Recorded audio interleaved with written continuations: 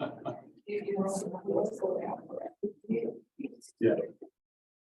So you even way to go. So.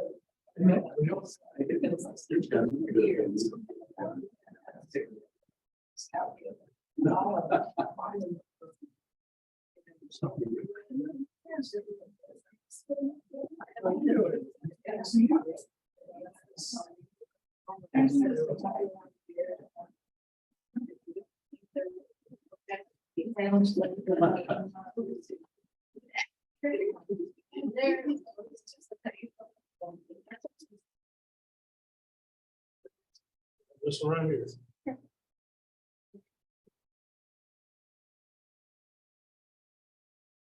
Okay. Got it. You.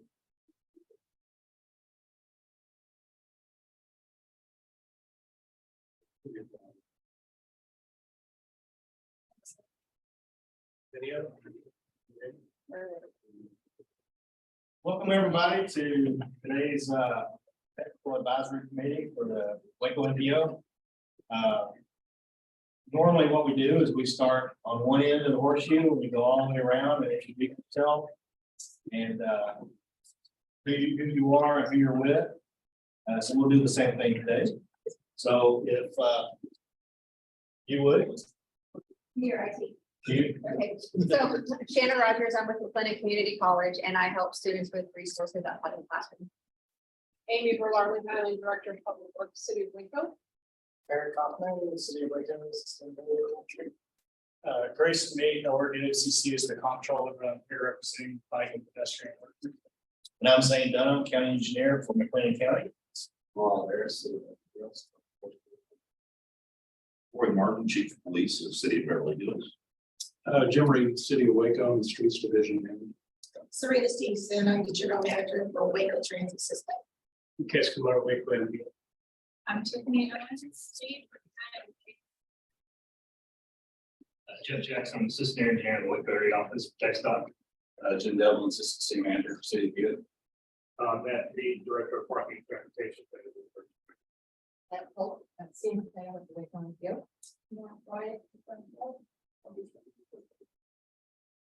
Okay, we'll come back here. Angela Green, City of Beverly Hills. Roxanne Maldonado, City of Beverly Hills. Trace Bryant, City of Waco. All right. Think we got everybody. Thank you all for attending. Oh, and then Danielle. Okay, now I goes later, you know, Super, thank you. All right, so hopefully everybody's got a copy of the agenda. I think it's a fairly short thing today, but new stuff. First, I'd also like to welcome Jim Devlin, the City of Hewitt. Nice to have you. So the first item on the agenda today is to review the Waco MPO project reduction program proposals. And I guess we'll have proposal presentations. Okay. Yes, so before we get into the presentation, I wanted to share how this is sort of one of the moments which we have been waiting for almost the entire time we have gotten here, or I've been here, that we have a call for proposal, and this is almost a preview of what we expect to occur for our long-range planning process as well. And so there's so everybody on the staff have worked really hard at trying to keep the submission form as simple as possible, so that it's not very taxing, and still try to capture all the necessary information that was needed. We actually did have a few glitches. I think some of you tried to submit the information and we did not get the immediate response that you thought it was submitted or not. But we worked through all of that, and so by the end of it, I think we have all the proposals that we will be hearing about. And the way it's going to work is, so everybody will have 3 minutes to present an overview of the proposal, and then a 5-minute question and answer opportunity. But what we would like to do is that first have the evaluation team ask questions, and then have everybody else ask questions as we have time. And at the same time, I also want to point out is, so for the evaluation team, I want to introduce so that everybody knows. So Amy Berlali Highland, Eric, Grayson, and Zane, and Mo. We have anybody online? No, Victor is not here, but Jeff is going to take note of it. And Victor will also review the presentation recording later on. And so, Ryan is on. say it. Ryan is Yeah, Brian is online. He'll be presenting online virtually. So first, thank you very much. So this evaluation is usually, it takes up quite a bit of time, and you do have to work through, get through the document. But you are almost like doing some pioneering work for us, because this is sort of a preview of what will end up happening through the long-range planning process as well. In terms of timeline, there is no vote today. In fact, today is really a listening session for all the presentation and get all the questions answered that you might have. And then we have till May 19th for you to do your own evaluation, and all the evaluation forms are in the package. And either following May 19th or just before that, I would like to request you to join for a work session but that work session should really only take about 30 minutes, because you have already completed your evaluations. And that's really going to be a discussion in which we'll take your evaluation, put it in an Excel sheet, and add up all the scores that you have, and so that we can all see what the progress rank can out. And during that work session, you will present a prioritized list that we will take and then bring it to the TAC on June 1st meeting. And so that's roughly what we're going to do. So with that, we'll have 3 minutes from each of you and 5 minutes for question answer. If we go a little bit over 5 minutes, that should be fine, because we have fewer presentation and we do not have extensive agenda today. And so if that's okay, that's fine. Okay, great. So the first project that we will be hearing about is, this is the map we created for all the project locations, and one of the project covers all of City of Waco for Waco Transit, and rest of them have very specific locations. There are 2 locations from City of Waco, the one from Beverly Hills, and one from City of Waco. And so with that, Brian, I'm assuming you're online and you would like to walk us through your project. Yes.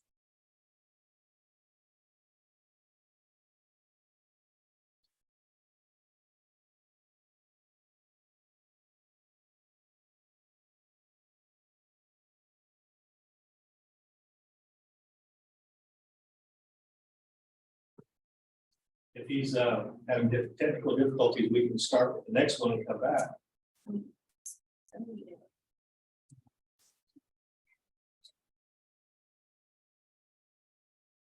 you hear me? Yes. Yes, yes. That's interesting. All right, sorry about that.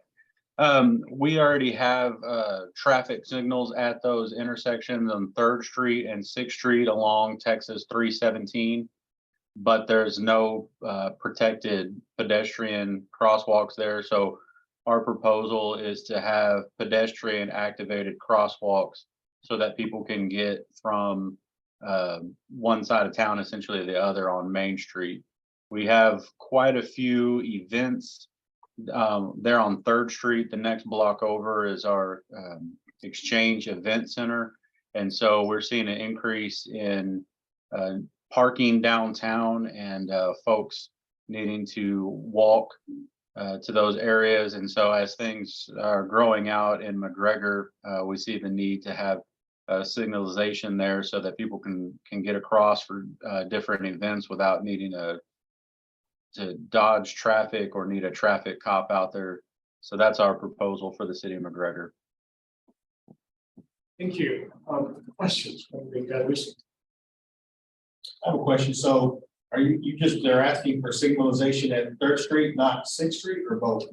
Both of them. We have traffic lights already at those intersections, but we don't have any way for the pedestrians to activate a safe way to cross. So we're wanting to implement the technology where they can push the button and the light will change for the pedestrian. And I would, as a follow-up question too, one, I would imagine you want the full Monty where you have audible as well as visual. So when you push the button and it's your turn to walk, you hear audibly walk, walk, walk. Yeah, so we'd like to implement the fullest standard of technology that we can, something with people that have a hearing impairment or maybe even a visual impairment would be able to know when it's their time to go. And then lastly, are there already wheelchair ramps existing, or would that have to be installed? We have, well, Sixth Street is pretty level. There are some lower sloped ramps there. At Third Street, there are ramps, but they have little switchbacks because the older sidewalks are so high. The wheelchair ramps, they go up a few feet and then they switch back. But there are ramps that exist. They're probably not. Yeah. Are we you're gonna need to completely replace the traffic signal system in order to accommodate the ped crossing? As I recall, those are older traffic signals, aren't they? I'm not aware of how old those traffic lights are, but definitely gonna have a conversation with TxDOT about that right away, but I'm not sure how old those signals are.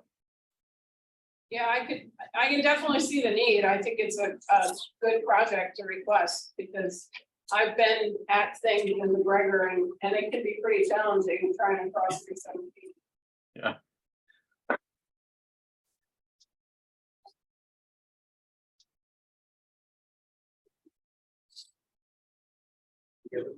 Anybody else have any questions? Are there any associated costs or estimates with these projects? That's the kind of you can see in the dollar now. Or is Yeah, that- so the city of McGregor proposed pedestrian activated crosswalks at these two intersections. I don't know if it was last year or the year before with TxDOT, and the project didn't get past the initial application. I think just TxDOT ran out of money or something on that particular round of funding. So we have proposed this before. Obviously, the cost of things have gone up in the last 2 years a little bit, so we would have to adjust our numbers, but the basic premise has already been calculated. That's good. I just want to follow very quickly that this is something that we're after the meeting. So if once you're going to get an email from them, asking to submit an estimated cost by Monday, and then the moment have it over to you.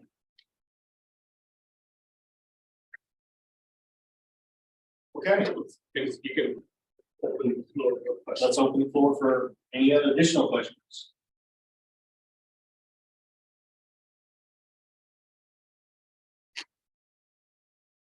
Okay, let's move on then to the next proposal.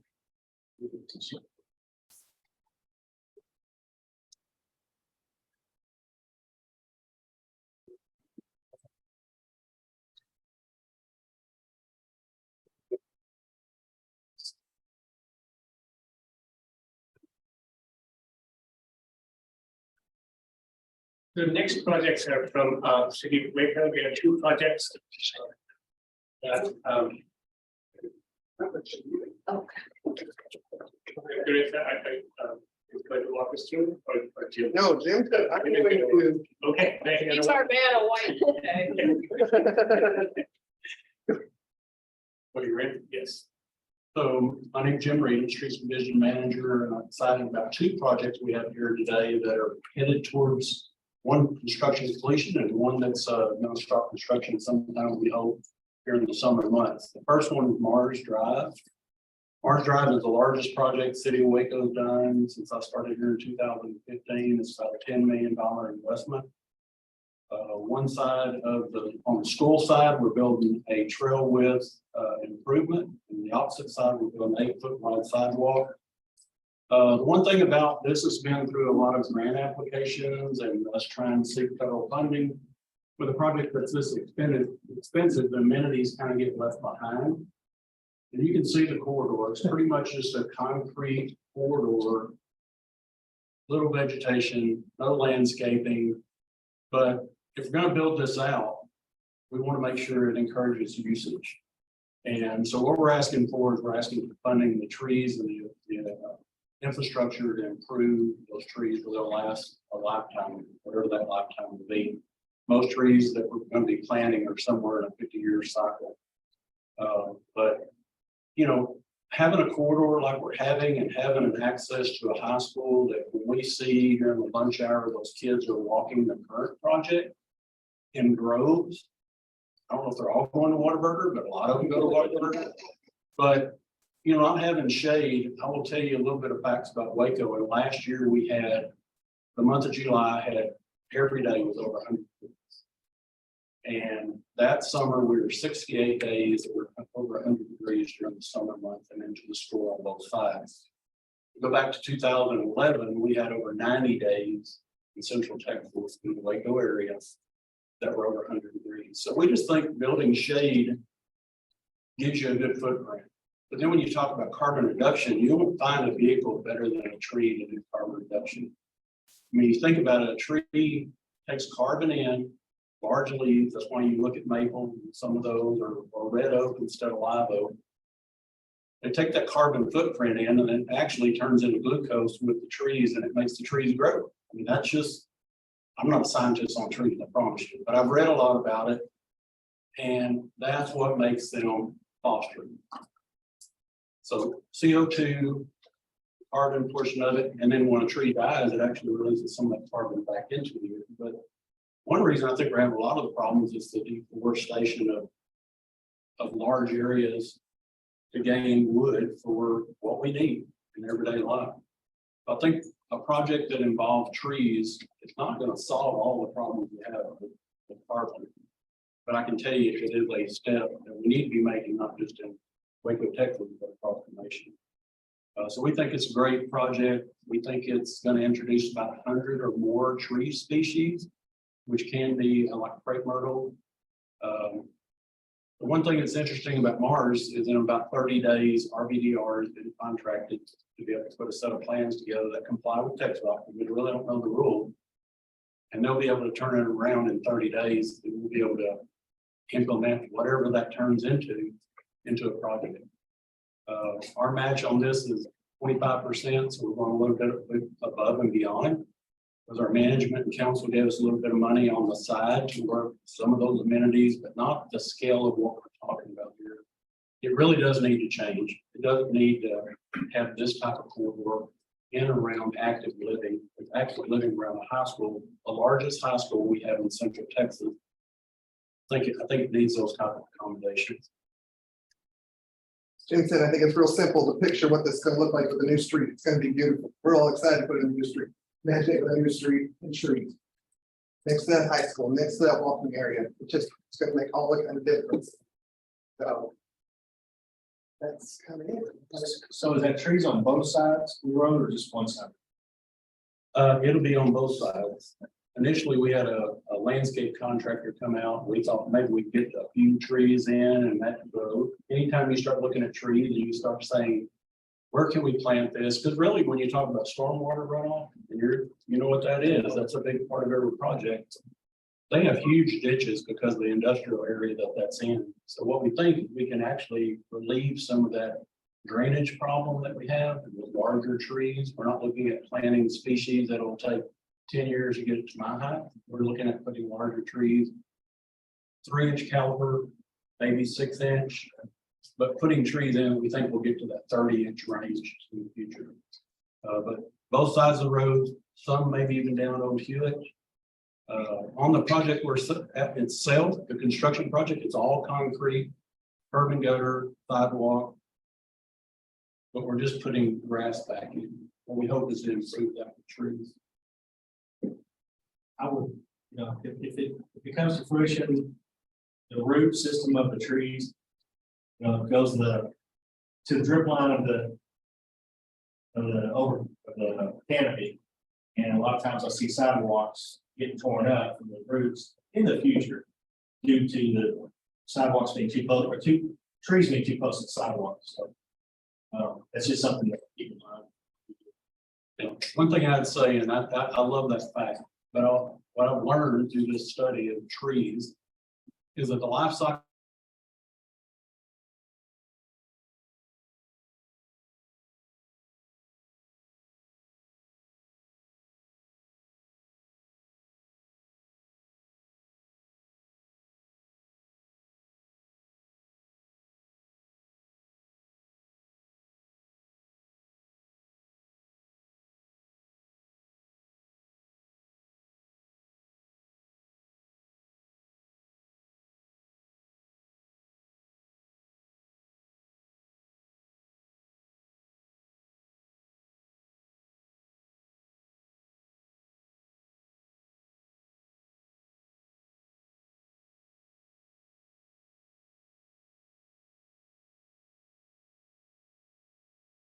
right of way.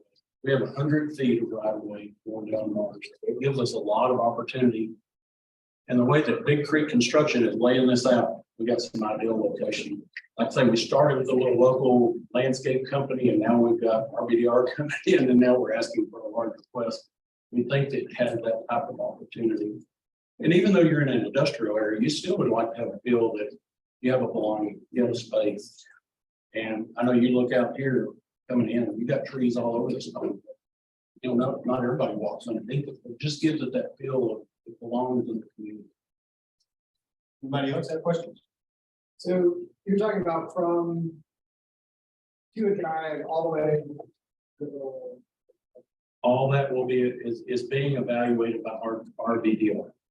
And And it'll also include a portion of Oak Hewitt. We're improving Oak Hewitt. It's going to be a very nice corridor on Oak Hewitt, which is to Abbey and Coca-Cola, and it has about 5 blocks that are ripe for development. You know, if we encourage it where it's already developed, then we hope that when somebody else comes and puts a footprint in, like they did on Texas Central, that they think about that. It needs to be more than just a concrete slab, a concrete parking. It needs to have that landscaping. And what's funny is Midway built that in about 2003. They built their school in an industrial area. That footprint right there is exactly like it was when they built it. I mean, it hasn't changed any. You look at the tree space and you go to Google Maps and you can see that nobody's invested in making that community space. It's an industrial space. It's stuck in an industrial environment. Just go ahead and ask the question. so I'm curious, so the Midway students wouldn't necessarily have any reason to walk down, you know, towards Texas Central Parkway. Well, where they do have, and where we're encouraging is them go to Panther Run, which is behind the school, which ties into Panther Way. Panther Way, if you think about it, it ties into a bike network. Panther Way is actually striped out for bike.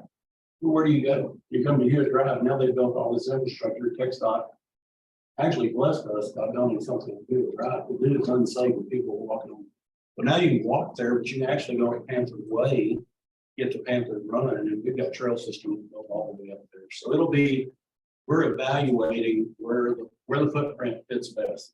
Like you say, we don't want to shut it right up against sidewalk. We're going to look at the space that we have. And if we've got a big drainage ditch, we don't want to try to force one in there either. So it's going to be spot specific, but it may be clusters. Just trying to get that green space built up in the ground. And again, we're looking at, I think it's 124 trees, something of that nature. But now, if we don't think it provides a long-term benefit to a user, we'll probably shy away from that. Well, I was curious more about like the workers in some of the industrial area. It seems like they could be value, like what sort of amenities that give them when they come out of their job to have something more pleasant To be able to walk and extra. But right now, there aren't even sidewalks, so now we're talking about an area that will be walkable once it's trees. Because right now, it's really, if you've ever been on the road, you don't want to walk on that. Where we believe the plantings will really benefit is those 5 open lots. So if you think about 5 open lots on the Hewitt Road that runs basically from Mars over the Imperial, that has an opportunity to put trees there and encourage the future people that look at maybe sidewalk and look at other trees that need to be planted. We won't be putting that in front of those undeveloped properties. We won't be putting trees in front of undeveloped properties, other than Midway has a bunch of undeveloped property that they use for sporting events and access to their football games and things like that. We really want to encourage people to be able to walk to Hewitt Drive, where now we have excellent infrastructure when it comes to sidewalk. But if you never create that encouragement, that it's just a lot of concrete. I've been walking the woods any day along the creek that they have that goes to the baseball field and everything else. We don't want that. We want them to have direct access to wherever they want to go. Be it Freddy's or Whataburger or chicken. We have about 8 chicken places on Hewitt Drive. One of them you're Anybody else have questions? Anybody else? I have a question, but I just want to add to the value of trees, the doppel lighting for the traffic calming effect. So for car traffic that's on that street, and if there are kids walking back and forth, I think they have to mind it, it can help cars drive slower. So even if they're going extended past where kids might be, one effect is that it'll slow traffic on that whole street, like the effect of that. Thank you. Any other comments, questions? Are you guys running water to them? Is that what you're talking? Yes, sir. That'll be the infrastructure, irrigation. Yes, sir. I mean, we got some big trees. What we want to do is we want to put a 1-year caveat in the contract. But whoever the low bid contractor is, they've got to maintain it for a year. Midway on board? Have you talked to them? Midway, we briefed them. Matter of fact, we've got a letter of support from them that we can share with you. Teresa does a great job. She don't tell you who she is, but she's our public information officer. We do want to take the final plans to the school board, no matter who we get a letter from, it's all school board. So we will definitely share it with them. But we did receive a letter of support from the Midway ISD superintendent. So All of that information, all the supporting information is in the evaluators packets, so they will see it. And if anybody else wants to see it, we'll have it online by close of business today. I think both of them had about 20 attachments. So we just kind of give you the story. Yeah, of course, Teresa didn't give them to me in a PDF form. Took me a while. Well, I commend you on getting support from communities around this site. It's very good. Anybody else have any questions or comments? Jimmy, looking at lighting this at all? You know, it's probably gonna be a future phase. It's just the expense. I mean, lights used to cost you about $1,500 a light. Now you're looking at about 15,000 if you want to do it right. So it's not in the budget at this time. We would love if y'all came to us and said, hey, we love your. We would get our BDR to get another sub on board and get it done. It does need it.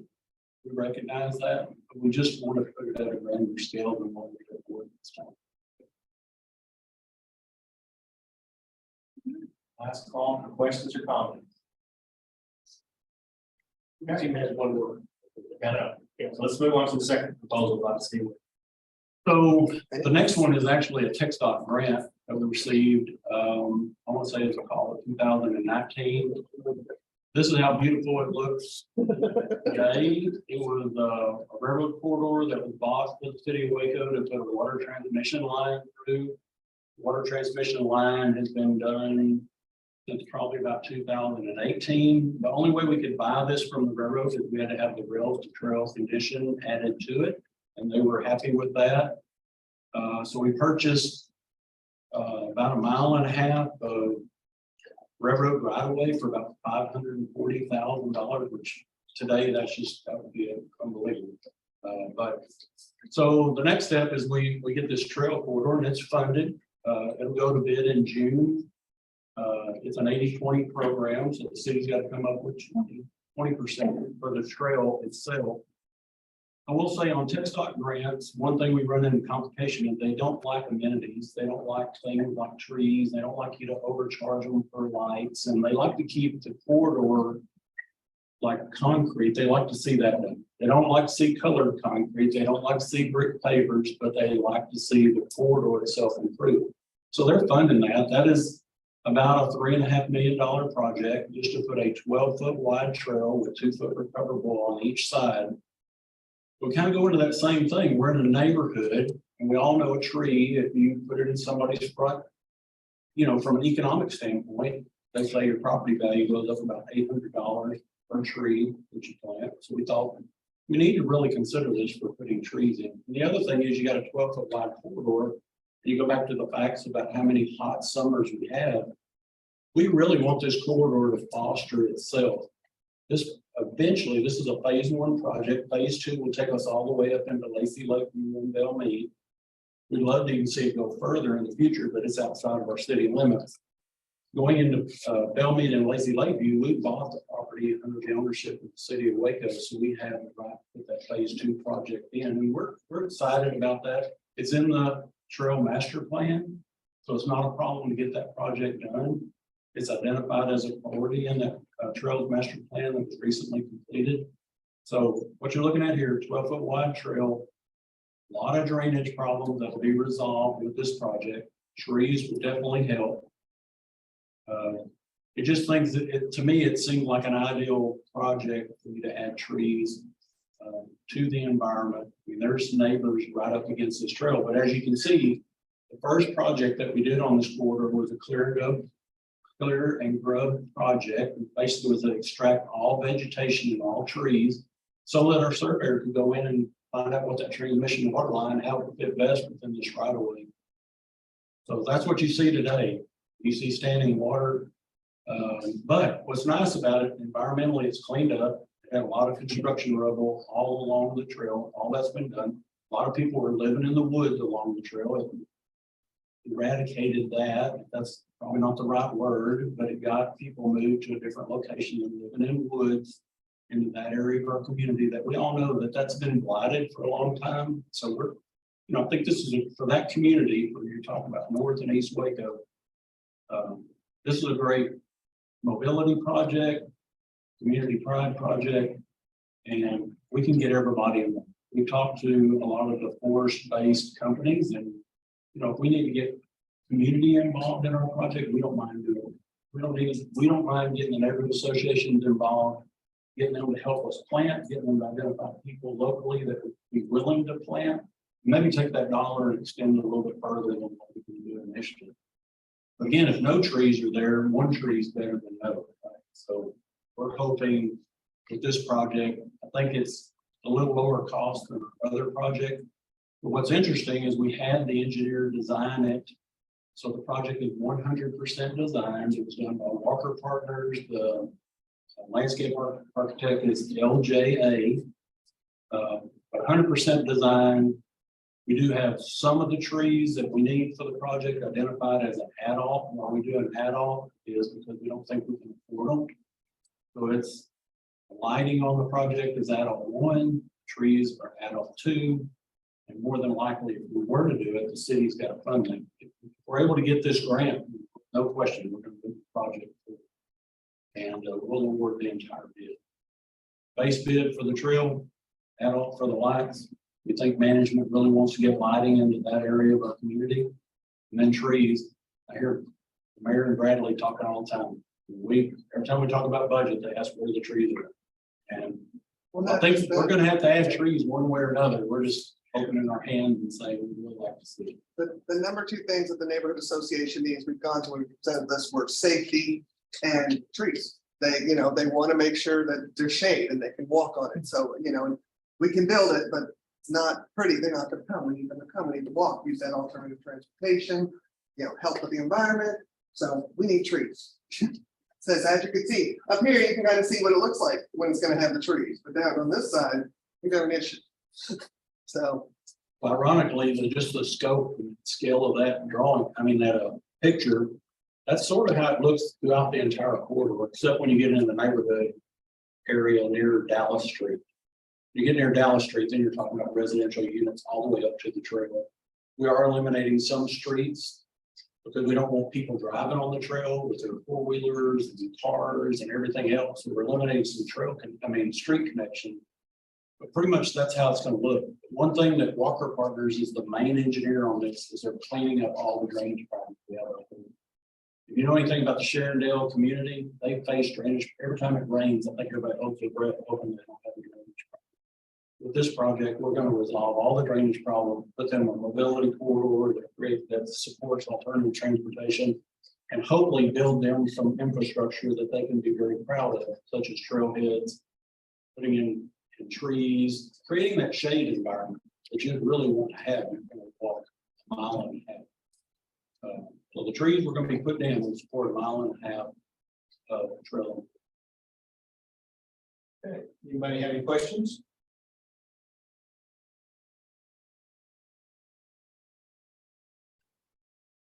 Comments?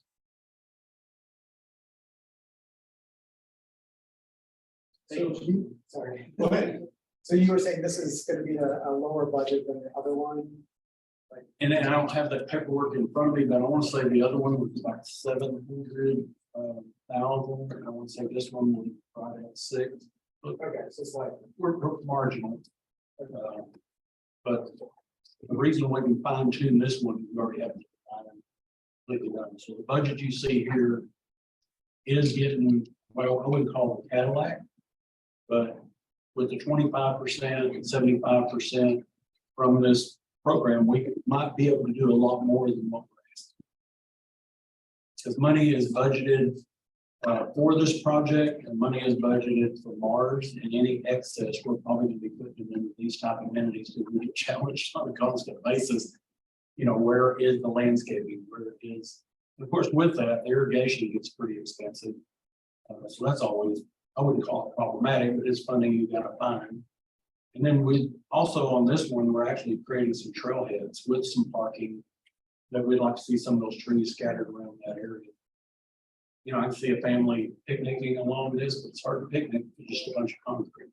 So adding that to the environment.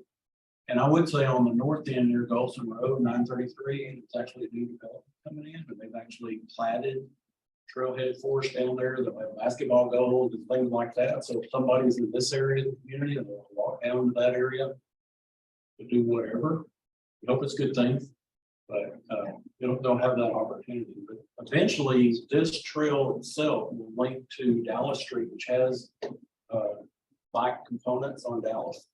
And then it'll link over to Elm, which is here in this spot, which will take you over the Washington Avenue Bridge and Washington Avenue. So think of it. You could actually bike from Golson Road all the way down into downtown, across the Washington Avenue Bridge and go to Boston Avenue or wherever you would go, but it's got that consumer type feel for anybody that lives. This is pretty much residential. You got the old dairy plant that's over there, the one side, and nobody knows really what's going to happen to that, but everything else is residential butted up against this railroad. this is a fair question, that should be coming, this is not a valid question, but if you had to, prioritize which of the two projects.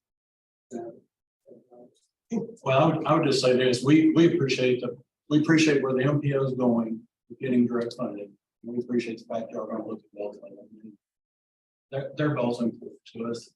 They both need to be done eventually, however that timing works out. And we have others, and we got one on 19th Street, but you've seen a lot of work going on 19th Street. Eventually that's going to be a sidewalk and trail on one side, sidewalk on the other. We're putting lighting in, but we don't have the money for the trees. So this is one of a very large volume of sidewalk improvements. We just don't have that infrastructure. I don't know that the city's ever funded something just for landscaping and trees. But I think it's probably in the works and we'll eventually get there one day. But yeah, a lot of projects. These are just two that we thought were more critical than the other ones that we had in the queue. Very good. Any other comments, questions?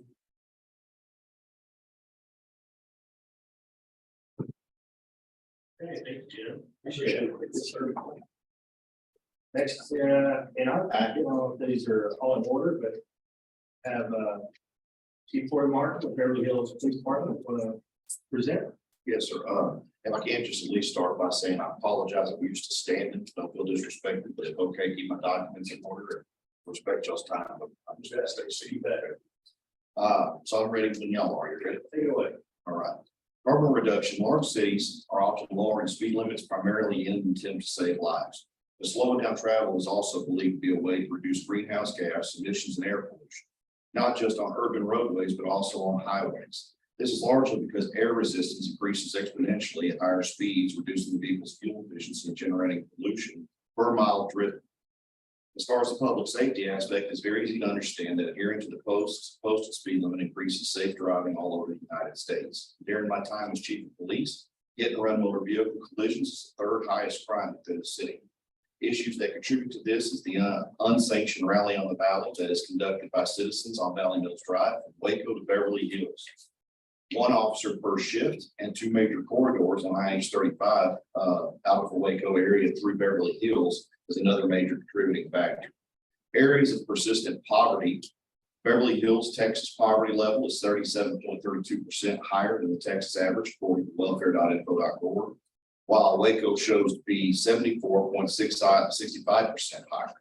Any increased property damage, such as motor vehicle collisions, especially hit and run accidents, have an extreme burden on citizens and cannot replace the property. We cannot replace the property and may already not pay insurance as required due to their financial burden. This is a project. This project can reduce motor vehicle collisions, reducing property damage, reducing each citizen's risk of suffering, a financial burden they cannot recover from. Future generational influence. Nothing has greater influence over our future like saving a life. Controlling unsafe speed today can save a life. Teaching our future generations to follow the posted speed limit can have a long-term effect of saving lives tomorrow. Furthermore, this device that I'm proposing allows for the Beverly Hills Police Department to collect data all over the city to identify future project needs as far as roadways and travel. Project readiness. One of the strengths of choosing this project is to contribute to is that it is one item purchase, and after delivery time, a short training, it's ready for replacement. Together, we can start almost immediately affecting emissions and safety due to excess speeds. Community support packet provided, which are here for those that are voting members, contains support from local citizens, Harmony School, local business owners, and our mayor. These documents are presented in your packet here. Fiscal impact. Based on my understanding, this body wanted a project with a large impact on emissions that also promotes safety while also respecting the funds that are available. For $7,521 of this grant, we can together meet this common goal starting as soon as funds are released. The goal is going to be to purchase a traffic trailer that will obviously give us significant data reports, something that hasn't been done since I've been there. So it was something that I couldn't even provide for you, other than the statistics I could pull out of the RMS system for the accident, for the hit and runs, which I was actually a little shocked when I ran that report. That's been something that's increased. I've had two since I started building the proposal, one being also one of the governing body's children. So I've actually, there is a theory behind these that they're not very useful and successful. But however, I can say my short time at Bell Mead, we purchased one of these, especially with the red and blues. And the red and blues seem to wake up people who aren't paying attention, who are running their day-to-day activities, doing monotonous things. And it gets them back into some sort of compliance. And I've actually watched the decrease actually occur in person. So I thank y'all for the presentation time. I'm ready for any questions. How much does a trailer like that cost? So we had several that we looked at to try to respect what we both could spend and also what was in the grant. We went with a $9,000. I have all that everything in here that's available to y'all. So we're looking to spend $2,000, which I will say, unfortunately, is actually at the exact 20% match. But what I will say is in support of me, and while they're here, is my court administrator, my city secretary, and my admin assistant. And we actually worked together just to make sure we could be here by making sure that we could even come up with that amount of funding. So we're looking at what can we use to spend on court technology to help the police department to move. I've had two other police approved positions this last year that have had been suspended just to make sure we can fix the finances. So this is something that I want to do goal-wise. It has been a goal prior to this even being available to me. And I just look at this as the best effort I have to make it happen in a timely manner, and not have to wait 5 years to achieve that small project. So your speed trailer here is simply to make motorists aware of their speeds. It does not have camera capturing, photo capturing capabilities, right? That's correct. No, its primary design is to seek a self-remedy and people to use it to wake themselves up and not just see what the normal thing is day in, day out. I don't know how many times you've gone on a traffic stop that, they'll say, well, I didn't know what the speed was. It's like the speed limit is posted all the way through. And so they can pass a sign. This can be 100 feet prior to it. I can watch the impact. And that impact generally will last over a period of time. We know that once they hit the highway, that obviously may change, but it changes what we have in that corridor. And I think it does have a long-term effect on emissions, but it has a very instant effect on safety on Valley Mills Drive in the city. It doesn't keep data. It does, yes, I can actually run highest speeds, average speeds. I think it will also do tracking that I can see how many people passed it at a day-to-day time. And what we can do, and I hope to do with that, is to provide that to the governing body and maybe even TxDOT in the future, that I can justify what's going through, what's happening in these areas other than not just one site. So you're thinking fairly Valley Mills. Yes, ma'am. It is primarily for Valley Mills. I do have a short corridor though through New Road. And also, I apologize if I'd be able to hand these out, but in this packet, I also have printed out a heat map for the last 5 years. It's available for those judging members to look at, to see what those hot spots are that I've already prepared for, which is where I want to put them. I will say, in full disclosure of this, one of the things I would like to also do with it though, is this also helps me if I have community members that call and say, we're having terrible problems in this area with unsafe driving or speed. Memorial being one of those other corridors, I'd like to use it there as well. Another way that we can also make sure that it stays effective for long term, it sounds a little sneaky, but it is the way it works, is replacing the sign with an actual marked unit. So I'll put it out for a certain period of time. If they get too used to it, that way they don't know whether it's going to be there or it's going to be a marked unit.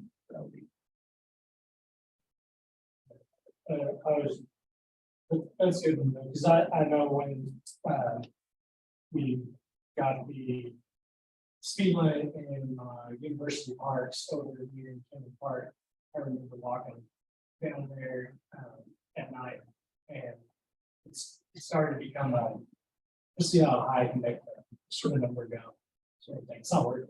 So No, sir, and we did have some of that in Bell Mead when it occurred, and that was my solution is okay, when we do move it out of there, I have an officer sitting in the same spot, so if they think they're gonna come over a hill, especially Valley Mills is huge hill, which is where I usually catch them, especially here in Raleigh Valley, access to 100, that I still have units that will be for that. I'm also working on other things to achieve the same thing, such as trying to get more media, social media exposure, so I can post things and maybe have traffic enforcement days where I get staff on, but those are all long-term things once we get the finances figured out, because we're doing a lot of repairs since we have to do it. So this is showing the optional solar panels. Are you planning on having it be solar? I plan on doing the solar panels, because what I like to do is always have it out, but it only move from one location to another. And what I've usually done is on a weekly basis. So we leave it in one location for a week, move it around, move it. So you also don't have that deal of, well, I know right where it is. One of the ones that I comes to my mind is like Lake Shore has a great one, which I will say I've watched it slow people down, but then you do get to a point where it's so stationary permanent, it just becomes another speed limit sign with digital markings. My goal is to make sure the tools utilized to continually make the biggest impact. Other comments or questions? Yes. Yes, ma'am. My question is, so with these types of devices, they're informational, right, in their nature, but they don't necessarily change the behavior. There's nothing that guarantees that anybody will actually respect this, which it sounds like you've seen some of the ways that the change to negative ways, or actually raise, see how fast they go, right? So I guess I kind of have two questions. One is, have you compared this with other ideas that could actually force a change in behavior? Like if there's ways to narrow the street or put a rumble strip down, or like I've seen rumble strips in Garland and really fast, they actually just put the bumps like every couple of feet, and it forces you to slow down. So just wondering if there's any cost analysis to other options that actually force, like, we're not asking you to think, we're not asking you to pay attention and to decide if you feel like following the rule. You have to do this, because it's just be so comfortable if you don't. So I'm just curious if you consider some like the actual behavioral options that will actually lead to change behavior. If not at this time, then I guess my second question is, how will that data be used to inform future design modifications that actually do force a change of behavior? Because I feel like from the citizen's perspective, a lot of times these just seem like a Band-Aid where it's like, oh, we put one up, stop complaining. And it's like, that's we want to know what's happening with that data after 2, 3 years, 5 years, you know, it just feels like it's kind of always used as like an excuse to not really do anything else. So if you haven't thought about behavioral design modifications at this stage, then I'm just curious if you've thought about like, all right, we're gonna collect data for like a year, 36 months, whatever, and then here's our plan on how to use that data. I'd appreciate any thoughts you have on that. So very educated question. I really appreciate it.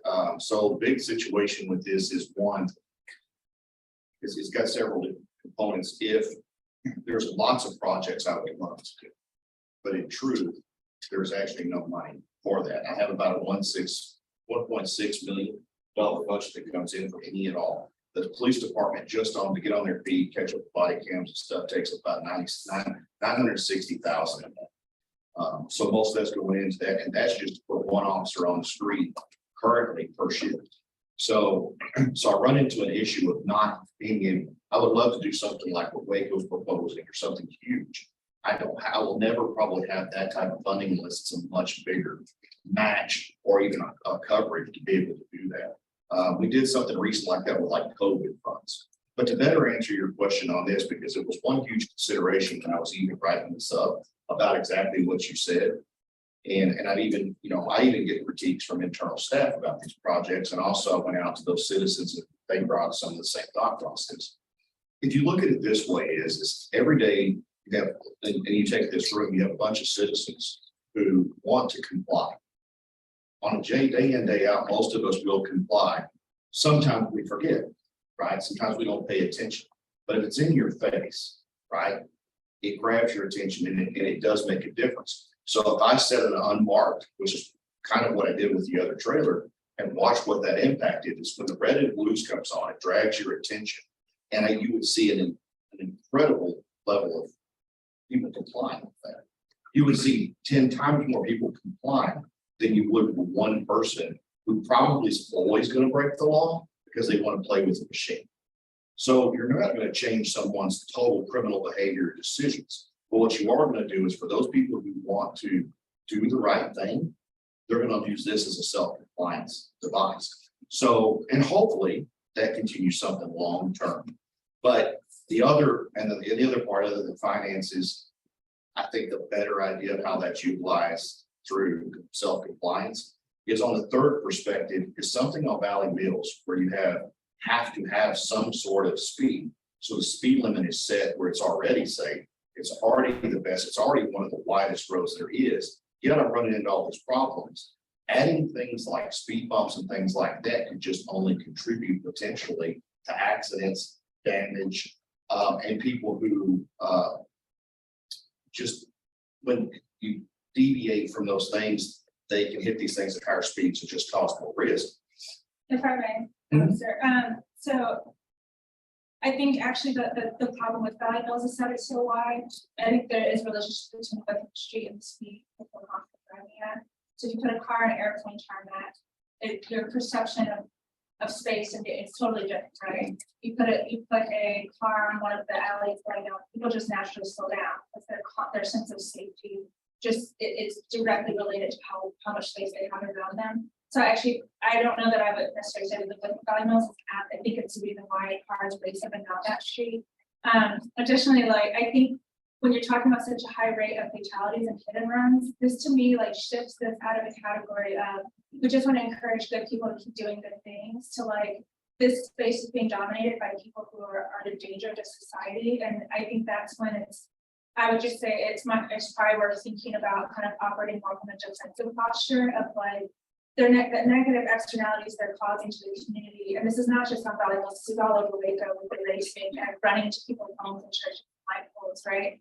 It's like, I think the age of let me give you more information so that you will self-modify is kind of maybe worth thinking about. Maybe it's time to just provide the type of information that forces you to change behavior. And we just saw an example of this in Cameron Park, where there's a really sharp curve. My husband and I drive through it all the time. And I don't know what they had, a metal railing. Cars were going like it's like every week that it was damaged and unusable. We drove it today and there are cement blocks, right? And I love it. And I'm like, that's the information that racers need. And if we have this serious problem with racing, I think we need to just maybe consider the fact that what's needed is actual behavioral things that force different behavior, because the cost of them breaking the law one time could be a life, right? And then I would really strongly recommend just comparing the cost of maybe some tactical incremental measures that can have that effect, not necessarily $1 million ones. And I don't know, I'm not an expert in cost of these things, but I would just strongly just put a vote in there for maybe considering some other investments that actually towards that have bigger monetization.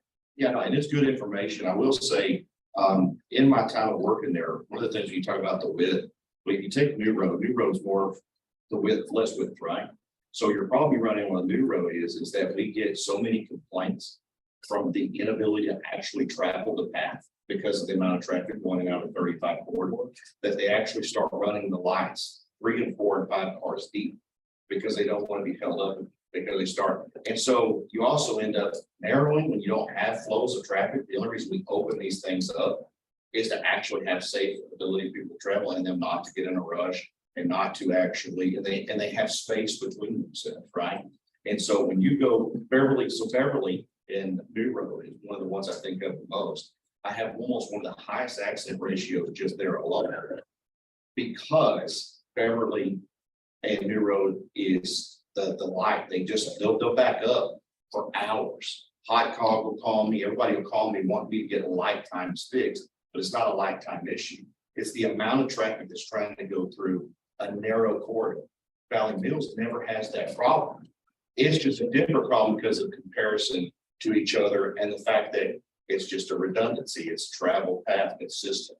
And so to break up that consistent behavior. Now, I did fail to answer your other questions. What will we do with the analysis? The only thing I can do with the analysis and the information, and you're right, people will just sit on data, and you're absolutely right, they'll sit on using that as a Band-Aid or a tool to make citizens be quiet or things of that nature. The only thing I can really do with the data is use it as a tool potentially to do exactly what you're saying, which is present it to council and say, we're going to need either more traffic control devices, try to text. I can get anything done by text unless I can give them some substantial pieces because everybody wants something done, right? So it can't just be chief saying, hey, it's real dangerous out there. I have to have a means of actually providing that information. So the data becomes essential to someone, right? And I cannot give that data without something to collect that data. And if I go to give it to the governing body itself, then I can get more motivation because people trust that more than they trust us now. So otherwise body camps really exist. Yeah, So those things is help.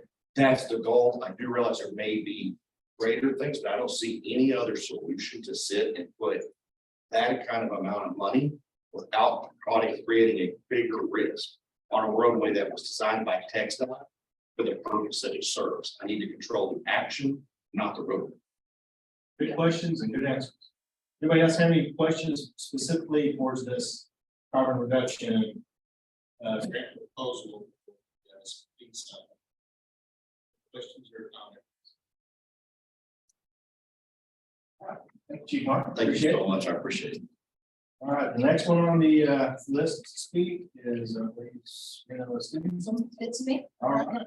Thank you all. Thank you all for being here. I'm gonna work through this rather quickly for you all. We'll be talking about carbon reduction program, and we want to talk about mobilizing microtransit. It's a choice, it's the community, and it's connectivity. Mobilizing microtransit is designed to support shifting our fixed route transportation usage to microtransit zones and incorporating the use of technology to increase efficiency, as well as introducing battery-powered vehicles to lower transportation emissions per passenger mile traveled. When you think about choice, community, and connectivity, the core areas that we want our project to focus on is the 3 C's. These are the pillars that this project will focus on to maximize its chances for success. If you think about the mobility option, it's beyond traditional transit. Back over. All right, so if we're looking at choice, that's a mobility option that's beyond the traditional transit vehicle and service mode with vehicle options that contribute to lowering CO2 emissions. If you're thinking about the community, we're talking about changing the trajectory of people's lives by increasing travel frequency to educational, and job opportunities, as well as parks, lakes, and access to the arts. And if you're thinking about connectivity, we want to look at a seamless network that's connecting pedestrians, bicyclists, and considering transportation disadvantage needs, as well as the choice rider. So when you're thinking about microtransit is actually, for those of you that know, it allows agencies to offer riders an on-demand option that's more flexible than designated fixed routes and appointments like paratransit. What you do is you'll download an app. From there, these 3 zones that were identified in our Reimagine Waco Transit study that went to council back in July of 22. There are 3 zones that were approved. And if we're able to implement the use of technology, we can run a more effective and efficient service. We can create more frequency amongst the fixed routes. We'll offer an option for people who are transit dependent. We can offer options for people who need to go within that zone, because currently our fixed routes are an hour out and an hour in. But we need an application to where we can use that data, provide it to continue to bring in our fixed routes and be able to grow those zones so that people who actually use transit have an opportunity to do the things that people who choose to drive a vehicle can do in a timely manner. So our hope is that technology will assist us in providing a more efficient and effective service. By deploying microtransit applications, we can reduce greenhouse gases from vehicles by almost 6% over 5 years. Microtransit applications can offer practical, cost-effective, and environmental benefit solutions to urban transportation challenges. Services can be offered by both private and public sector transportation agencies, and environmental impacts such as greenhouse emissions and the depth of reductions that are achieved will depend primarily on how microtransit is applied in terms of which an incumbent transportation technology like we currently have with Eco Lane. It's a legacy system. So with any legacy system, you can create an app to work within that system so that so that's the direction we took a couple of years ago. We did a pilot program out on Baylor. We did provide some microtransit services out there, and it was a good service. The students liked it. It was a lot quicker than waiting on that van to run on a traditional time schedule. However, the app wasn't really set up to work as a true microtransit zone. And so if we want to grow it and we want to put a product out there that consumers can use, can trust, and have confidence in, we really need to transition towards the technology like software as a service, which is truly designed to provide this type of service to our community. There's no point in half-stepping with anything that you do. We appreciate at that time technology wasn't where it is now, but we want to be able to deliver a product to the community where they truly see the benefits and grow our ridership, because again, frequency is key. Nobody in here wants to ride on a bus for an hour to get from the pickup to the destination and then do their business. And then it takes an hour to get back to the transfer terminal. And then if you have to get on another bus, you may have to take an hour. There's 3 hours out of your day. You wouldn't want to do it. So instead of just putting the imposition on people that we think need transit the most, we should go to those people and provide a service delivery that they can use, they can trust, and that they can truly depend on to increase their quality of life. Next slide, please. With this, we would also like to implement the use of passenger vans with level 2 chargers. We want to be able to provide that service with battery electric vans. We have put out a grant for the low node, which is where we want to address our larger transit vehicles. But here we are in an opportunity where we have the microtransit zones laid out. These vehicles do not take about 18 months or so for delivery. We are able to work with our staff immediately on these type of vehicles for this type of service delivery. And our hope is that we could begin to change the culture of the organization to not be so intimidated by technology, because diesel is what they know, diesel is what they embrace. However, to be the transit system of the future, we have to begin to make small bite-sized pieces that our employees can digest, and so that they can learn that it's not as intimidating as it may seem, because we have to get there at some point. So this again would reach the opportunity for us to provide an enhanced experience to our customers, but allow us to build a level of confidence with our internal customers, which are our employees. And it will also allow us to say, show the community that we are aligned with the city of Waco's strategic values and goals with respect to greenhouses and making sure that it's a sustainable city for generations to come. What you have to realize is that we are in a position where we have damaged our planet and we have not found a way from where we have broken our planet that we can find a way to truly heal it. So if we can take incremental steps as a transit agency and begin to provide some sort of electrification for our fleet, for our citizens, and increase that effectiveness and efficiency during the process, our hope is that you guys will find a way to help us make that incremental step into the future. Next steps, we need to prepare and release an RFP for our microtransit software. We need to select a microtransit software provider. We also need to solicit quotes for microtransit vehicles. I provided you an example of a current contractor that we have a 60-month deal with. So however, we don't have to be set with that particular vehicle, but I did want you to know that we've been doing research and we really want to find the right product for our community and not take a cookie cutter approach to what we deliver, because Waco is unique in its own needs. And so that's why we want to do the right thing and put the best product out there. And again, we're going to conduct our operator training, and our goal is to initiate the service and conduct outreach to make sure that if we need to grow our microtransit zones past the 3 that were approved, that we would continue and then bring that service delivery back into the core and put our 30-foot buses in order to, increase that frequency there and use the outside as microtransit zones. That's ultimately where we need to go. And we can increase our ridership, which again directly impacts our federal funding. So thank you for your time today. And it's okay if nobody has questions. Man, I'm not considering. Yes, thank you. So am I correct in understanding that you're wanting to purchase a level 2 battery electric mobility van with a charger?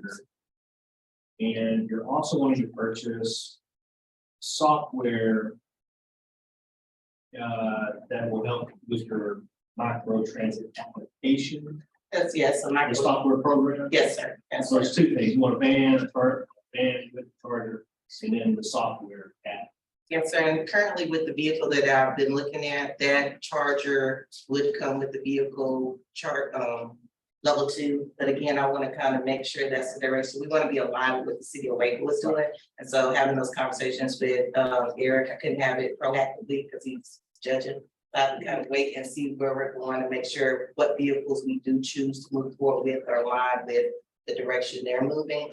And then ultimately for our fixed route services, that would be a larger bus that will require conduits and major infrastructure and things like that. So we want to start small with this microtransit program, but we'll need a true application that's focused around that in order to bring that to fruition. So one of your slides had the van and the charger estimated at 135,000. I didn't see a estimated cost for the software and programming.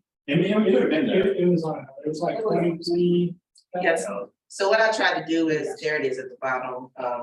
What I tried to do is put in place the estimate for the initial cost and for the app. And then what I put on the side was application solution annual fees. As with anything that you have, you're going to have that annual fee for the platform. We would do a per vehicle, there'd be a per vehicle fee, because with this type of service, you'll be able to have like an automated phone call reminder to let the passenger know the vehicle is arriving. You have the app, they can track the vehicle on. So you have this, realized service that's actual, and passengers again will have a different level of trust. Our fixed routes, you can track them but they're caught up in construction, so it slows down the process. But these vehicles will be able to respond at a much timely manner. They will be a smaller vehicle. It's not a big old bus that you gotta try to get down the street. And, again, the benefits that it brings to the communities is it's quieter. People think when they hear that big bus revving through that it's speeding all the time, and sometimes it's just the perception. So yes, we're trying to look at the application's initial costs as well as I want to put in an annual, and then Waco Transit will continue to maintain those annual fees through the duration of the life of the project. Daniel, can you back that one picture with the van there?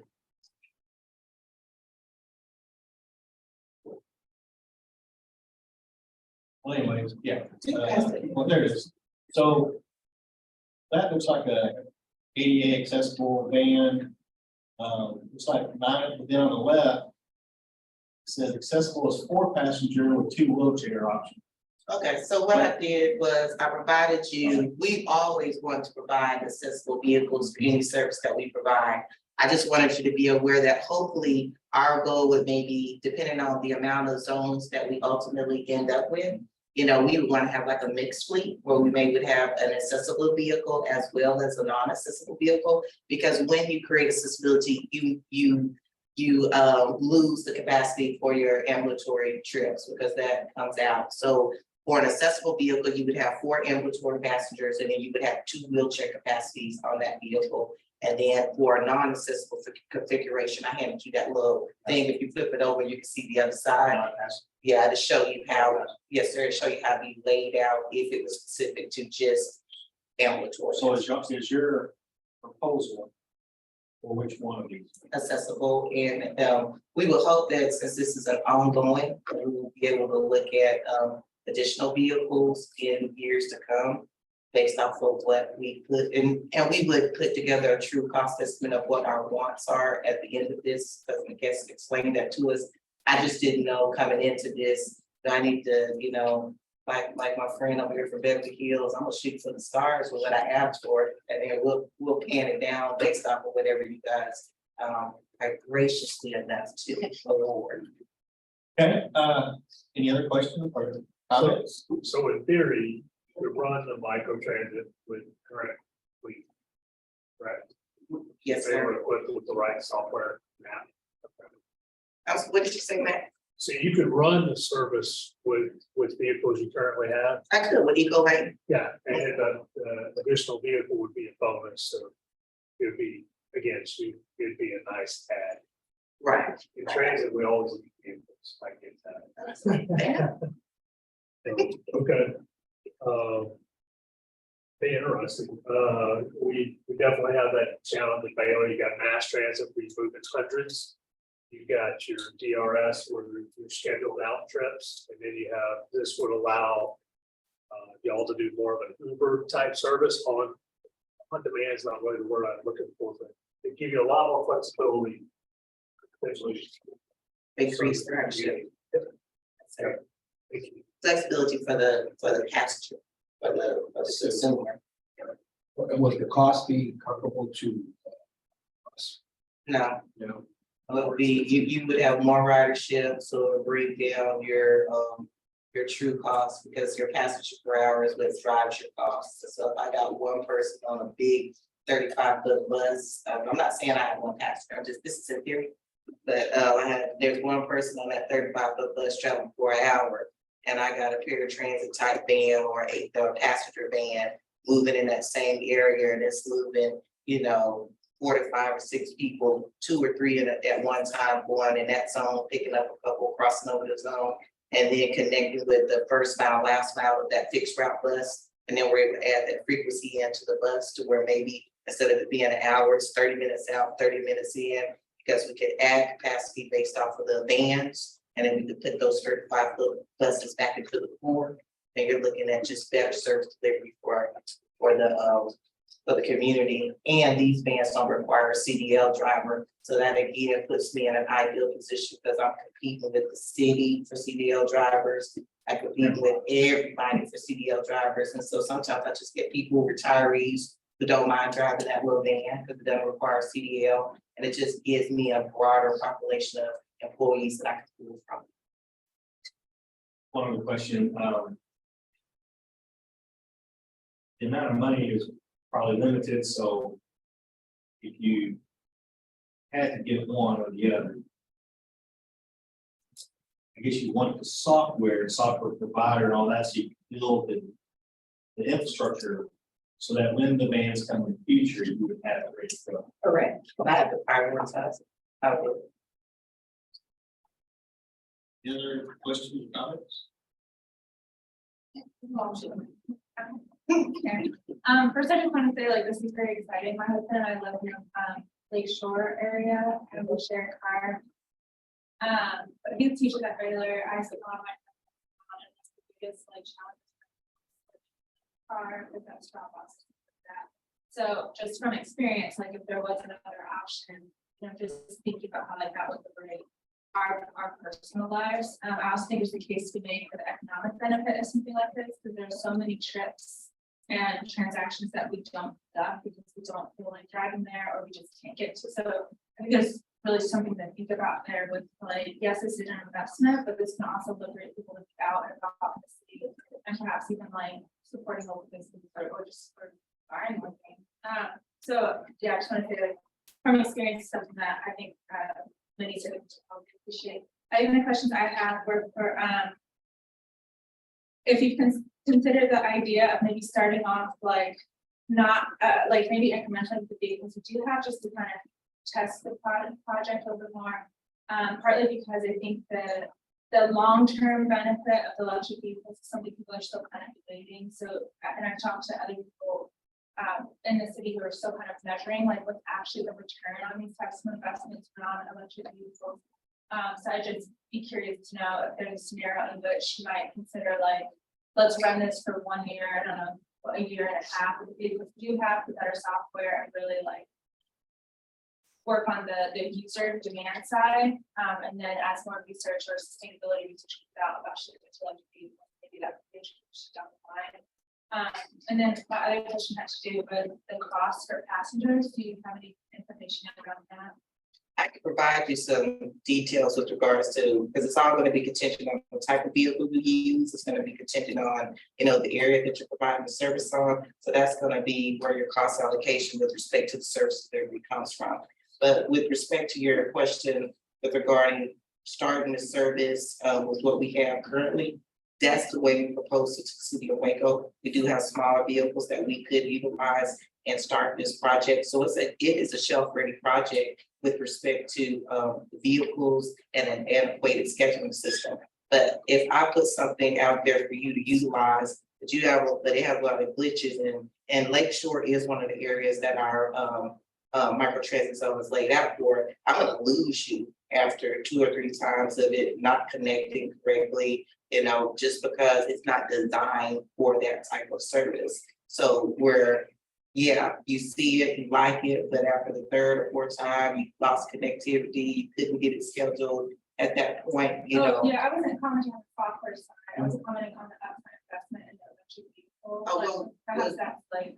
Well, yeah, we've thought about that, but I mean, as with all technology, with your Apple phone, anything is gonna keep trending upward. And so transit industries are trying battery electric, they're going with hydrogen fuel cell, you know, it's just depending on what you have in your area.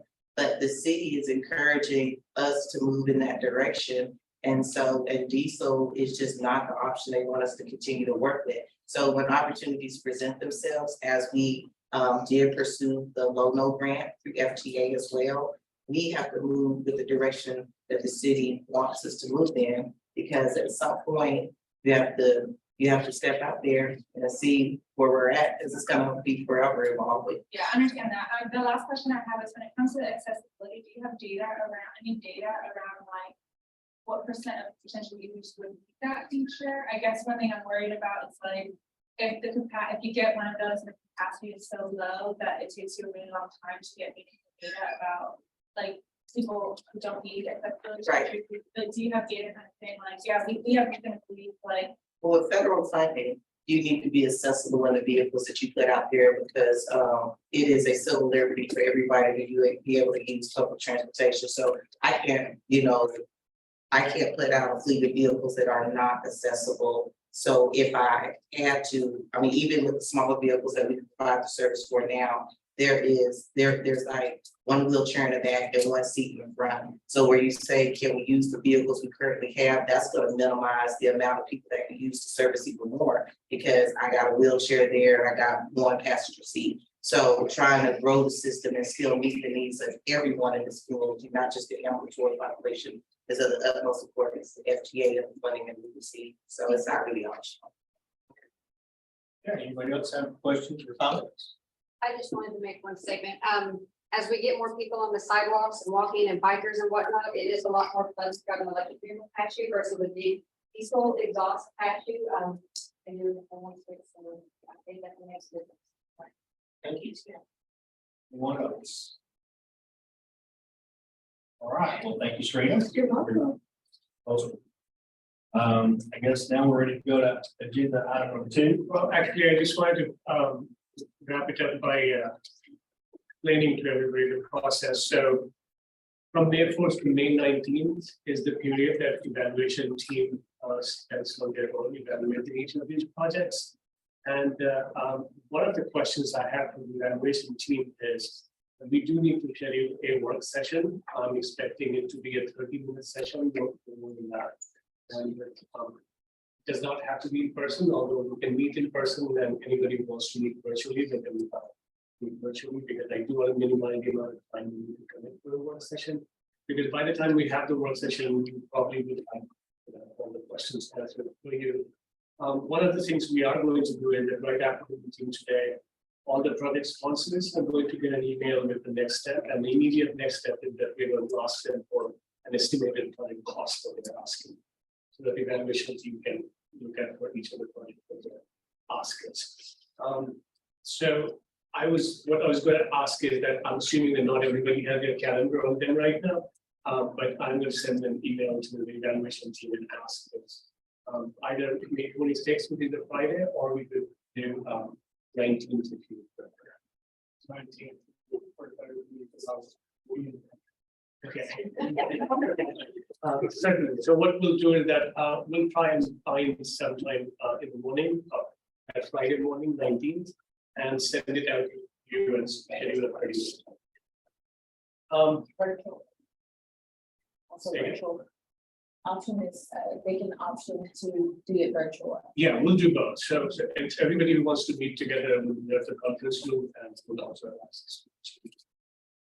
And at June 1 meeting is when we'll present the selected proposal to the TAC for their approval. Then it will go to the policy board, and after that, the policy board is going to assign us or give us the go ahead to do a 20-day public comment period.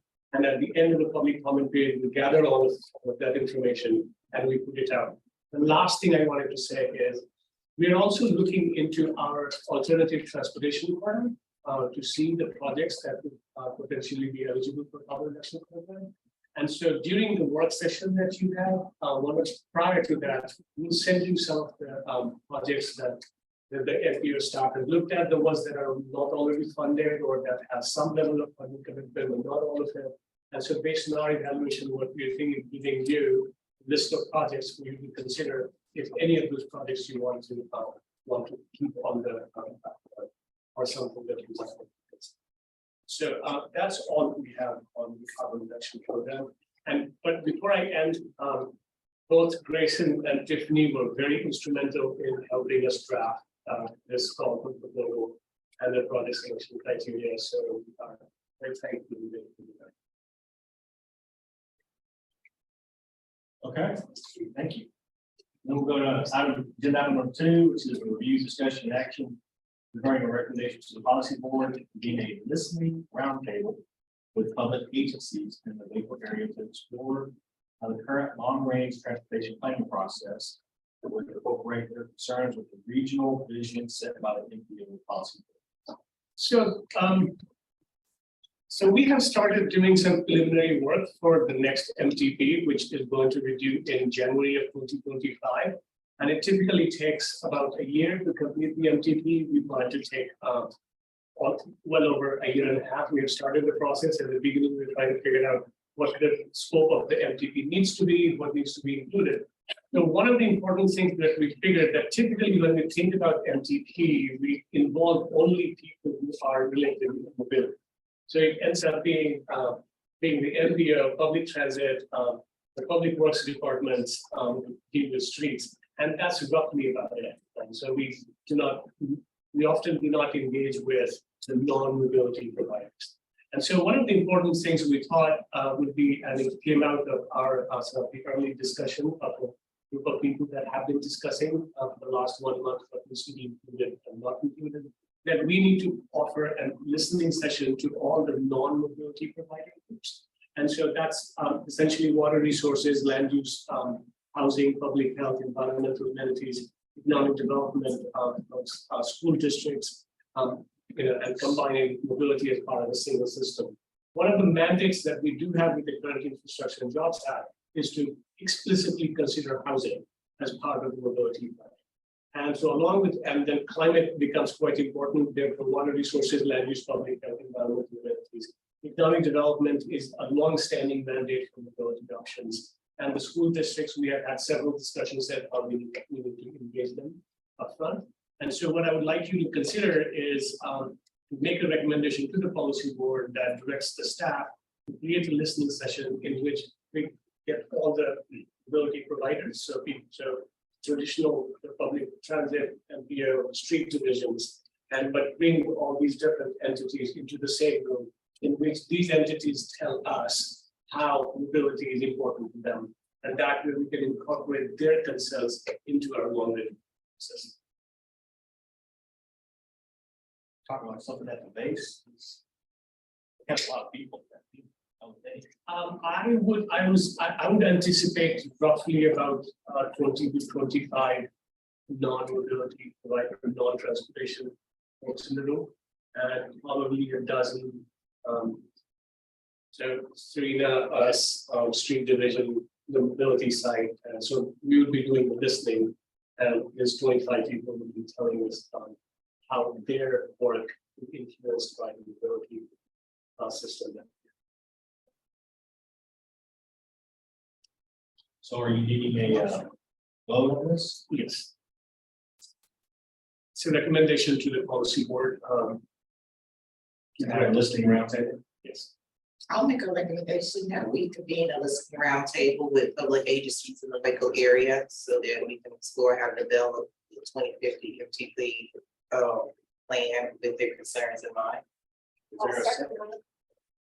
Second? All right. All opposed, say yay. All in favor? So I think, you know, that all in favor, say, how about aye? Aye. All opposed, say nay. What's that? All right. See you next year. All right, so we'll go to agenda item number 3, discussion and updates in the next topic. Is that you, Jeff? I got it. All right, take it away.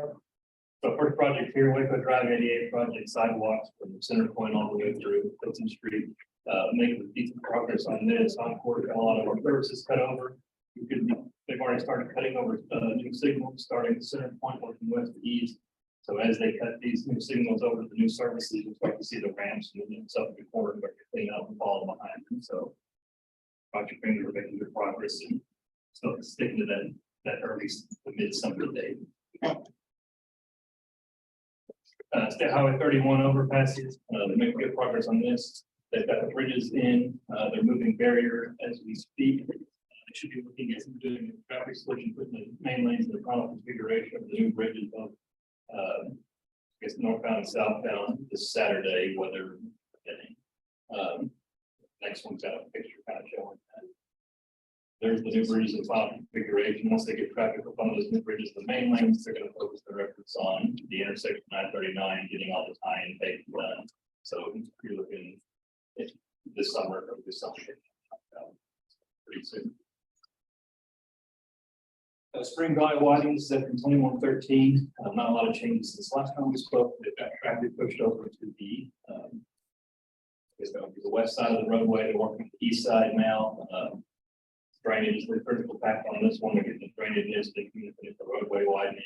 They'll be working on that and probably the same configuration for the next 6 months to a year. So they've got a little way on this phase, but they're making progress. So that's the Highway 6 Mall to Mall. They poured the eastbound frontage road bridge deck closest to US 84 on last week on Thursday. Tonight, with the rain on, they're going to pour the westbound deck. And so the decks secure out, they get the rail installed, but be closer to being able to switch mainly traffic onto those frontage roads eastbound. Before they do that, you'll see part of major traffic switches coming up. We've got the full closure of Imperial at the intersection of Highway 6. That'll be closing for a 2-week period while they rebuild that intersection. We've got that control out. A very highly disincentivized milestone for the delay due to the impact. Plan was to start May 8th on that, so next Monday, with the weather, like they're going to start there. Got a meeting with them tomorrow to go over details. Probably that'll push further on that Imperial. Making good progress. They're still on pace to have this thing substantially completed this calendar year. Some pictures there, the one for the backbeat U-turns.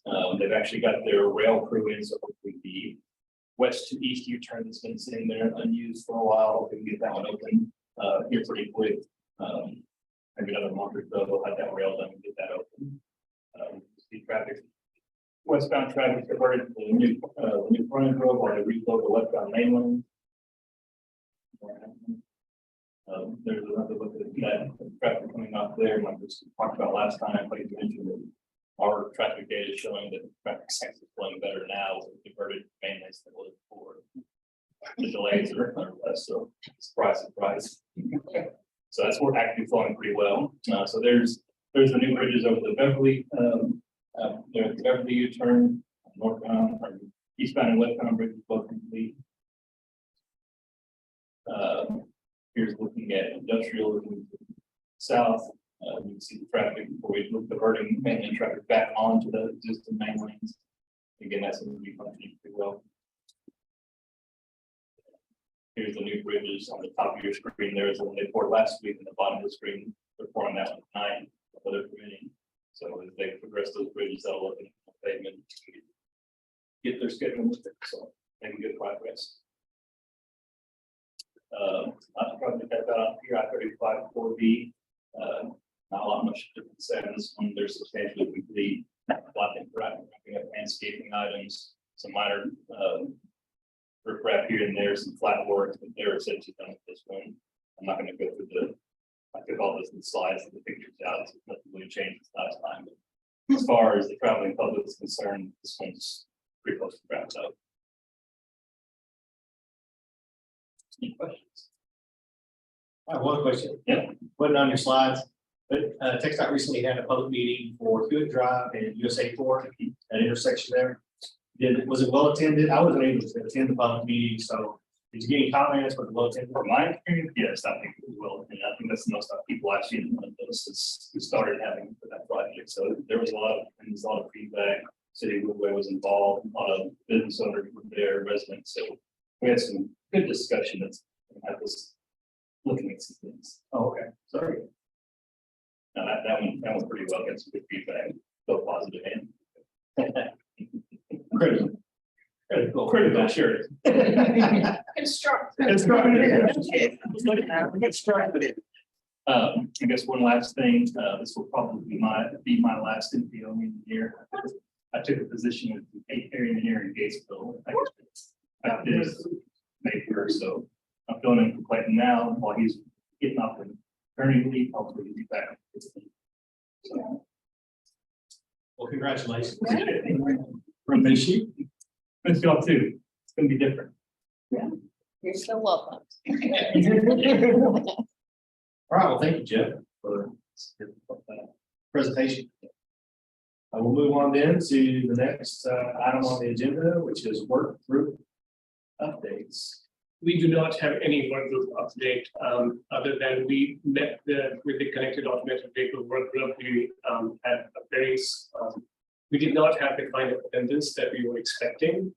So it is very much possible that we will explore if we can call for a meeting more frequently than typically what we do quarterly meetings. We only have two attended, even though we have a little over a dozen people who have expressed interest.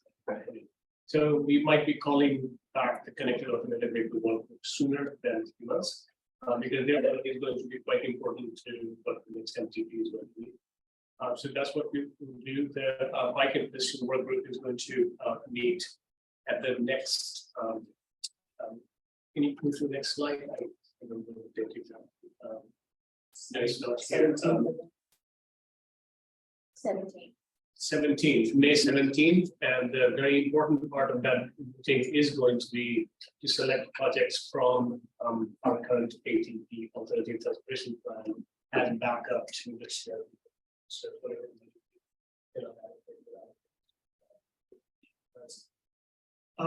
In the current UTP, we have to at least make sure that all the funds are allocated to someone.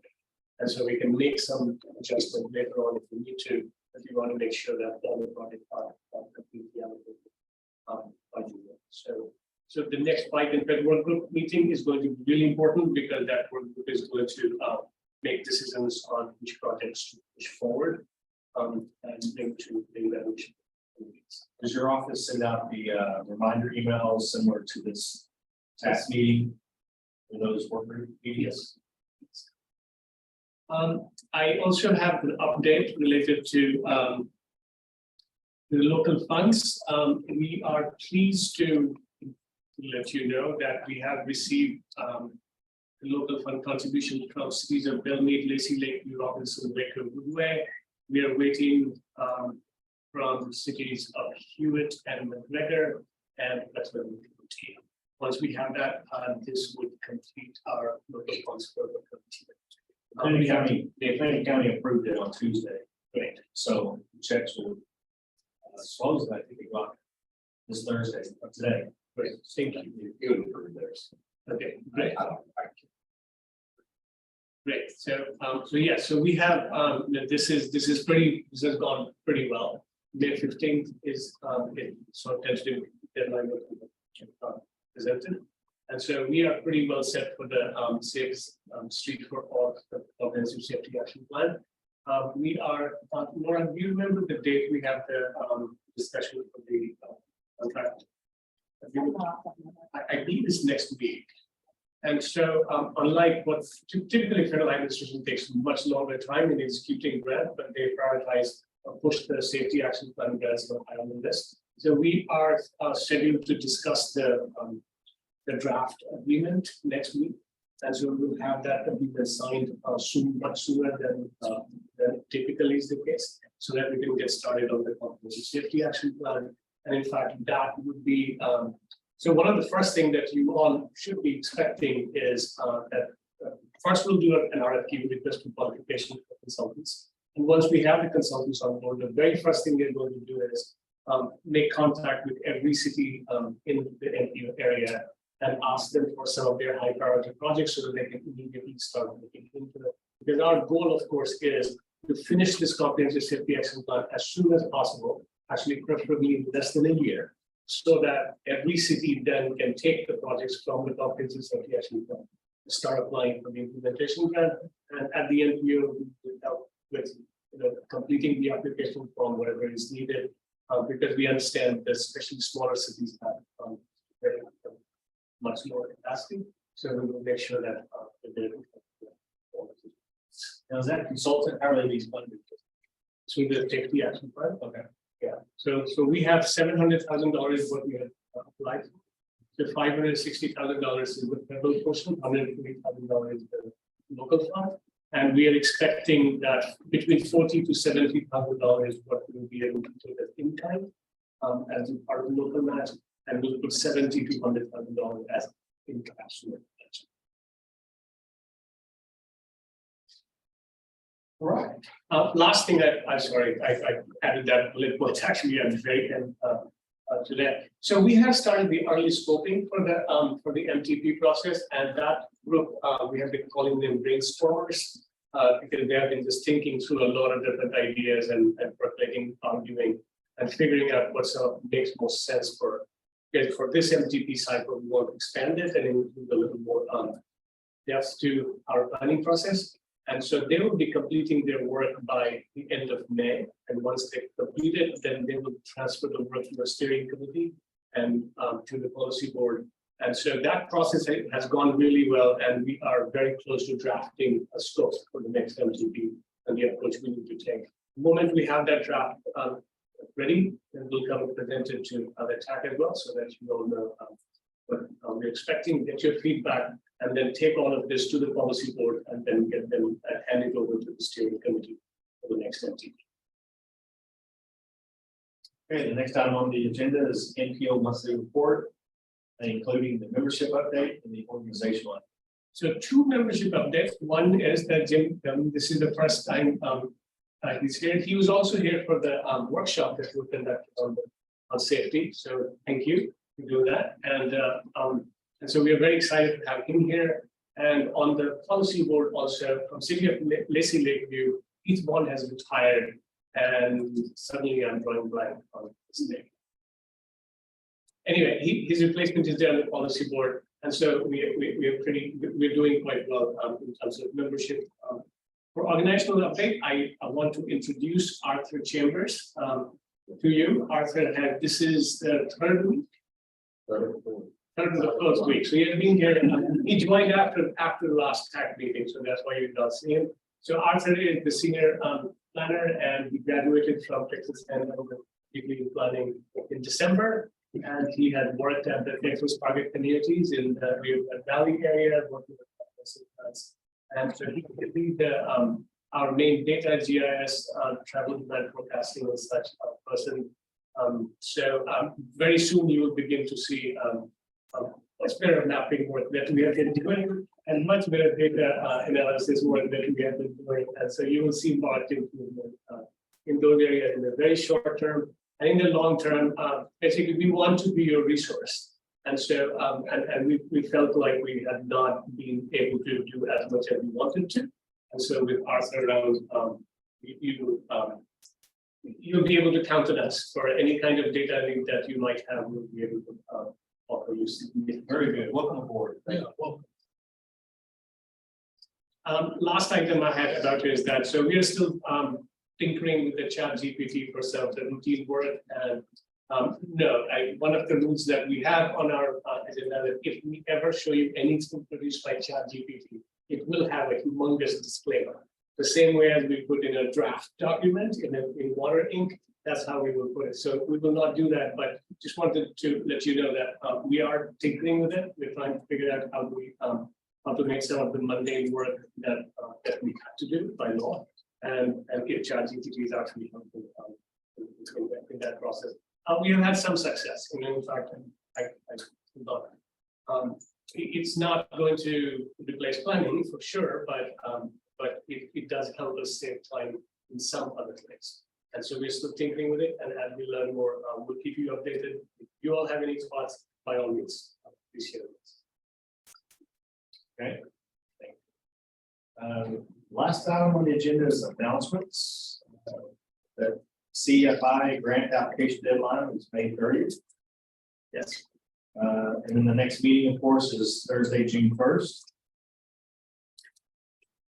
And we can request agenda items to be considered for future meetings. Anything else you want to add to that? Only thing I'll again remind everybody is that charging and fueling infrastructure grant is a really important one. Please do not ignore that. Because what is going to happen is that if you have fleet that is running, you can immediately apply for funding through CFI. Again, we're here to help, but you have to take the initiative. And so at this point in time, what some of the cities that have moved forward, so like City of Dallas, for instance, has already developed ordinance for multi-occupancy dwelling unit, in which they are expecting all the new building permits to include certain amount of spaces for charging infrastructure, and those charging infrastructures have to be public facing. But we do not have such ordinance at this point in time. But this is a really nice incentive for developers or any new business owners, because nice thing about CFI is that it's not limited to, in the beginning itself, not limited to alternative fuel corridors such as I-35. So this can be in the neighborhood, this can be in the shopping district, it can be in a strip mall, it can be anywhere you want. And then, and also the 20% match expected in the CFI in most cases is going to come from the private sector. And so for the municipality, what it means is that you can offer this as a service to the citizen with zero cost. Because the 20% match can come from the private sector and 80% is from the federal government. So it's a huge opportunity. And again, we can walk you through the process. We did a detailed presentation at the last meeting, and we will walk you through the process. What do you need to do? How to complete these applications? So let us know, please count on us to help. But I really hope that we get a whole lot of proposals submitted for this year. If you are a city, you probably have a fleet for free. That's the easiest, lowest hanging fruit that I can see that you can apply for charging stations immediately. Charging station and fueling station, right? Yes, so it also includes propane, hydrogen, and propane, hydrogen, and one more. Natural gas, Which one? natural gas. Naturally, yes, thank you, yes. Okay. We have had some conversations with several private sector charging station providers have reached out to us, and they're ready to work with you. So if all you have to do is put in the proposal, they will cover the 20% local match. You don't have to pay for it. Okay. What does anybody else have anything they want to add or bring up? All right, well, thank you all for attending. We'll see you in June. But not Jeff. Not Jeff. But Jeff, you're welcome to attend if you're like. They'll miss And welcome you. to Waco. Oh, absolutely. You enjoyed it. Going well. Very good. It's my hometown. So it's grown up a lot. Yes.